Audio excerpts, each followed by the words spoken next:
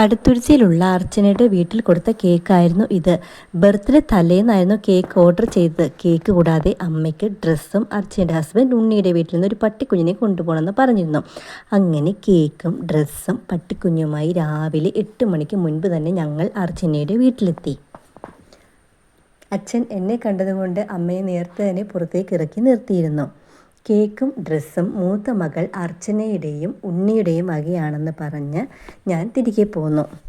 കഴിഞ്ഞ തവണത്തെ പോലെയല്ലല്ലോ ഇത്തവണ ഒന്നും മിണ്ടാതെ പെട്ടെന്ന് പോയത് എന്താണെന്ന് കരുതി ആൾ നോക്കി നിന്നിട്ട് അകത്തേക്ക് തന്നെ പോയി. തിരികെ പട്ടിക്കുട്ടിയുമായി ഞാൻ. ഗിഫ്റ്റ് തീർന്നില്ല, ഒന്നുകൂടെ ഉണ്ടേ എന്ന് പറഞ്ഞു. തിരിഞ്ഞു നോക്കി വന്ന അമ്മയുടെ ഫേസിൽ സങ്കടവും സന്തോഷവും മിന്നി. ചെറിയ സങ്കടം ഇല്ലാതില്ല. കാരണം അവിടെ ഉണ്ടായിരുന്ന പക്ഷികളെ വരെ പറത്തിവിട്ട ആളാണ്.